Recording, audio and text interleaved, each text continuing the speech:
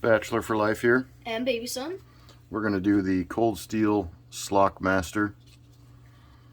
Blade steel on this one is 8CR13 MOV. This is a lockback knife. I got this in one of my deals a couple of weeks ago off of eBay, and decided to carry it. So I carried it for a couple of weeks. And the one thing I really like about it, it's really easy to open and close. The lockback isn't really tight, but it's solid, it's secure, and it's got this secondary action here to lock it in place, so you know it's not going to fold on you. I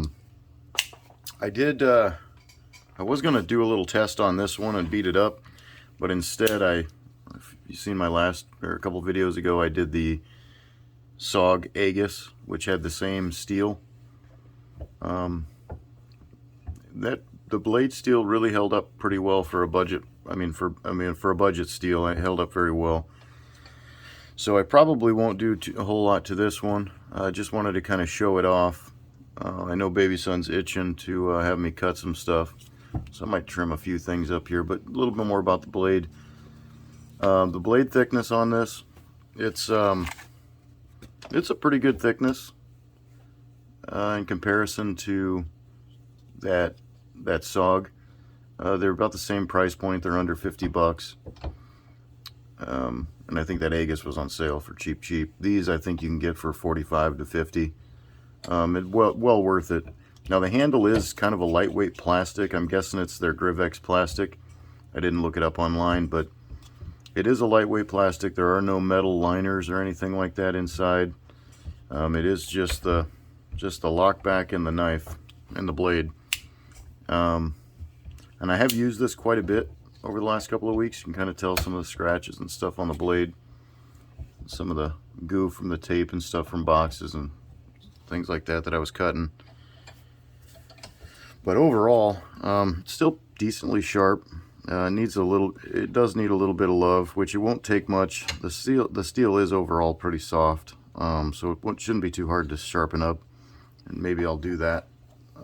Maybe I'll do that after the video here, and maybe upload a cutting video sometime later on. What do you think about this little guy, baby son? It's crazy. It's crazy. Mm-hmm. Just your typical working man's knife. Or working woman. So is this hammer. So is the hammer. Well, let me cut a little paracord here. Now We'll see if it's still semi-sharp after using it for 2 weeks. Yeah, it's still kind of sharp. It'll still cut. I did use it for trimming some wire. I did use it.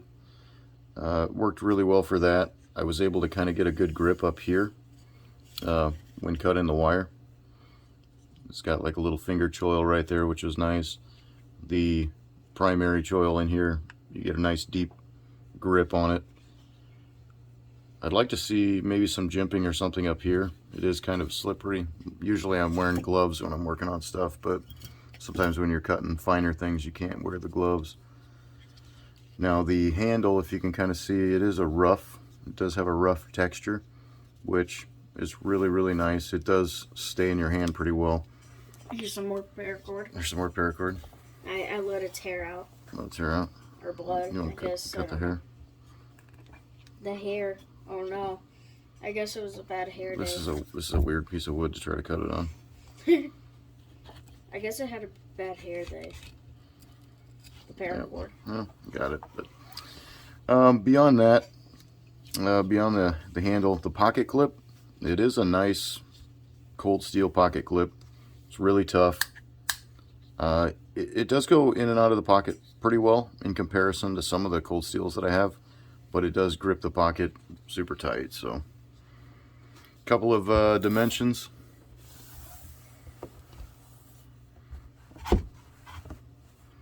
Overall length on this bad boy, you're looking at about 8.5 inches.